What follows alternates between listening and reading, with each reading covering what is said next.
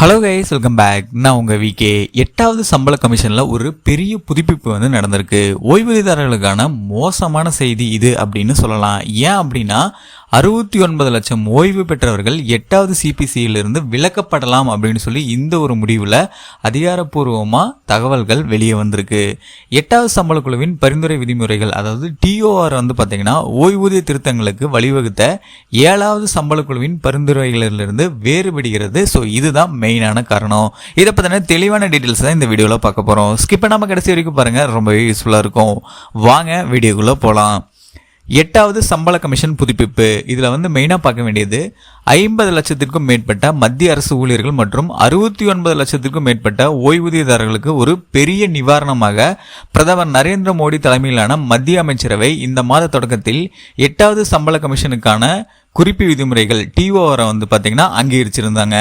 இருப்பினும் 7வது சம்பள கமிஷனை போலன்றி 8வது மத்திய சம்பள கமிஷனுக்கான 8வது சிபிசி இது பார்த்தீங்கன்னா டிஓஆர் ஓய்வூதிய திருத்தத்திற்கு வழிவகுக்கவில்லை. இது சுமார் 6.9 மில்லியன் மத்திய ஓய்வூதியதாரர்கள் 8வது சிபிசி பரிந்துரைகளின் வரம்பிலிருந்து விலக்கப்படலாம் என்ற அச்சத்தை எழுப்புகிறது.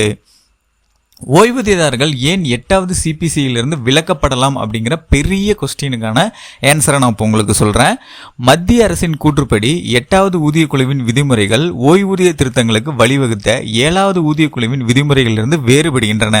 இருப்பினும் 8வது ஊதிய குழுவில் அத்தகைய ஏற்பாடு எதுவும் இல்லை.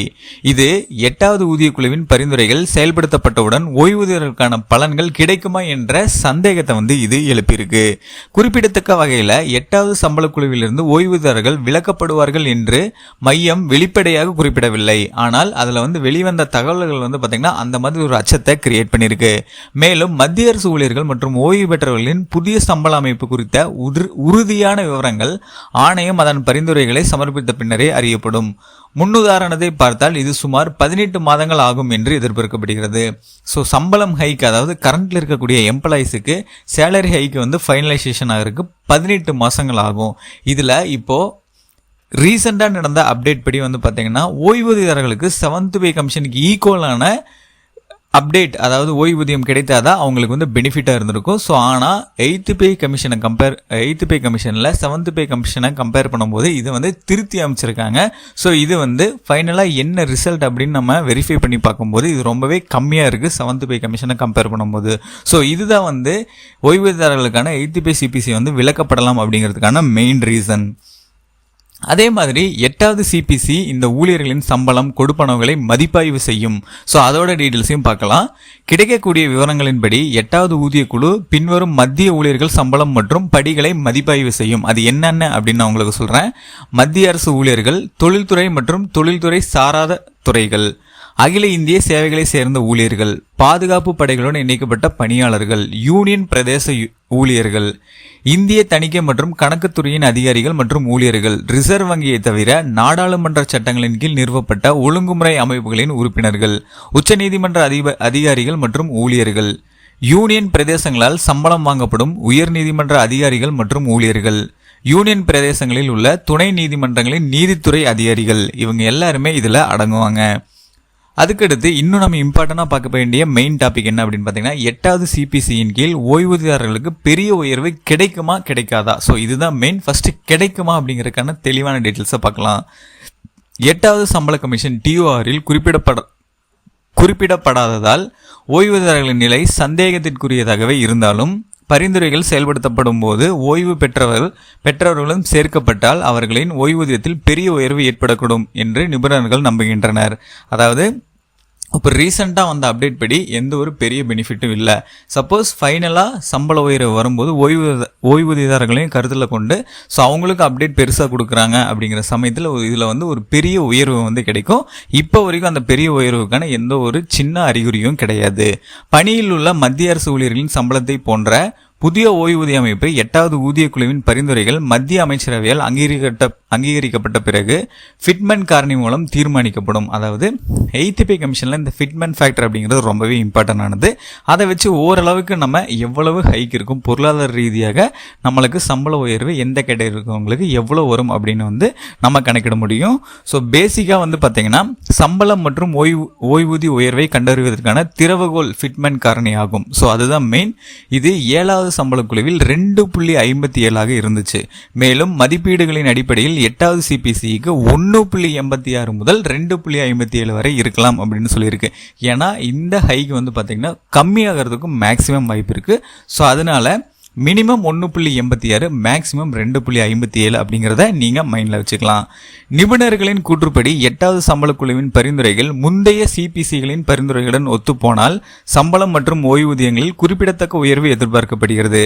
மேலும் தற்போதைய ஃபிட்மென்ட் காரணி மதிப்பீடுகளின் அடிப்படையில் மாதாந்திர ஓய்வூதியம் இரட்டிப்பாகும் என்பதால் ஓய்வு பெற்றவர்கள் மிகப்பெரிய பயனாளிகளாக இருக்கலாம் என்று பலர் மதிப்பிட்டுள்ளனர். அதாவது இதை ரெஃபர் பண்ணக்கூடியவங்க மதிப்பாய்வு செஞ்சு என்ன நடக்கும் அப்படின்னு சொல்லி கணிக்கக்கூடியவங்களுக்கு வந்து பார்த்தீங்கன்னா இந்த ஓய்வூதியம் வந்து டெஃபினட்டாக ஓய்வூதியர்களுக்கு ஒரு பெரிய ஹைக்காக வந்து இந்த 8th பே கமிஷனில் அமையும் அப்படின்னு சொல்லியிருந்தாங்க. ஆனால் ரீசெண்டாக நடந்த மீட்டிங்கில் வந்து பார்த்தீங்கன்னா கவர்மெண்ட் பண்ண அப்டேட் வந்து மிகப்பெரிய ஏமாற்றத்தை கொடுத்துருக்கு அப்படின்னு சொல்லலாம். ஏன்னா 7th பே கமிஷனில் பென்ஷனருக்கு என்ன நடந்தோ அதுக்கு ஈக்குவலானதை கொடுத்தாவே இந்த பென்ஷனர் ரொம்பவே ஹாப்பியாக இருப்பாங்க மத்திய அரசு ஊழியர்கள் எல்லாமே. ஆனால் அதிலிருந்து இது வேறுபட்டிருக்கு. ஸோ இது வந்து அதை கூட கம்பேர் பண்ணும்போது ரிலேட்டிவாக இல்லை. ஸோ அதனால் மிக குறைந்த அளவில் தான் பெனிஃபிட்ஸ் வந்து கிடைக்கும் அப்படின்னு சொல்லி எதிர்பார்க்கப்படுது. ஸோ இதோட ஃபைனலைசேஷன் வந்து பார்த்திங்கன்னா இன்னும் 18 மாதங்கள் ஆகும். ஸோ அதுக்குள்ளே ஏதாவது சேஞ்சஸ் வந்துச்சு அப்படின்னா டெஃபினட்டாக நான் உங்களுக்கு அப்டேட் பண்ணுறேன். 8வது சம்பள கமிஷன் எப்போ அமல்படுத்தப்படும் அப்படிங்கிற மெயின் டவுட் எல்லாருக்கும் இருக்கும். அதையும் நான் சொல்றேன். முந்தைய ஊதிய குழுக்களை அமல்படுத்துவதை பார்த்தால் ஆணையத்தின் பரிந்துரைகள் செயல்படுத்த அரசாங்கம் வழக்கமாக சுமார் 18 முதல் 24 மாதங்கள் எடுக்கும். எனவே 8வது ஊதிய குழு 2027 ஆண்டில் நடுப்பகுதியில் முன்னர் செயல்படுத்துவது சாத்தியமில்லை. அதே நேரத்தில் அடுத்த சிபிசி அமலாக்கம் 2028 ஆண்டில் முற்பகுதிக்கு தள்ளி போகக்கூடும் என்று தகவல்கள் தெரிவிக்கின்றன. கோடக் நிறுவன பங்குகளின் அறிக்கையின்படி 8வது ஊதிய குழு 2026 அல்லது 2027 ஆண்டின் தொடக்கத்தில் செயல்படுத்தப்படலாம் அப்படின்னு கணிக்கப்பட்டிருக்கு. ஸோ அதே மாதிரி நவம்பர் 3ஆம் தேதி பிரதமர் நரேந்திர மோடி தலைமையிலான மத்திய அமைச்சரவை 8வது சம்பள குழுவின் குறிப்பு விதிமுறைகளுக்கு டிஓஆருக்கு வந்து பார்த்தீங்கன்னா ஒப்புதல் அளிச்சிருந்தாங்க. இது 50 லட்சம் மத்திய அரசு ஊழியர்களுக்கும் 69 லட்சம் ஓய்வூதியர்களுக்கும் பயனளிக்கும் மற்றும் மாநில அரசு ஊழியர்களின் ஊதியத்தில் தாக்கங்களை ஏற்படுத்தும் அப்படின்னு அடித்து சொல்லலாம். 8வது சம்பள குழுவை அமைப்பதற்கு கொள்கை அளவில் ஒப்புதல் அளித்து 9 மாதங்களுக்கு பிறகு இந்த ஆணையத்தின் டிஓஆர் அமைச்சரவையால் அங்கீகரிக்கப்பட்டிருக்கு. மேலும் பல்வேறு அமைச்சகங்கள், மாநில அரசுகள் மற்றும் கூட்டு ஆலோசனை இயந்திரத்தின் ஊழியர்களுடன் கலந்தாலோசித்து பிறகு டிஓஆர் இறுதி செய்யப்பட்டுள்ளது என்றும் அதிகாரப்பூர்வமாக அறிக்கை வந்து தெரிவிக்கப்பட்டிருக்கு. ஸோ இப்போ பென்ஷனருக்கு வந்து பார்த்தீங்கன்னா வேறுபட்டிருக்கு. ஸோ 7th பே கமிஷனில் வந்ததே அதே அப்டேட் வந்து இந்த 8th பே கமிஷனில் வரல, சேஞ்ச் ஆயிருக்கு. ஆனால் 7th பே கமிஷனில் கிடைச்ச மிகப்பெரிய பெனிஃபிட்ஸ் எல்லாமே இது இல்லை இப்போதைக்கு வந்த அப்டேட் படி.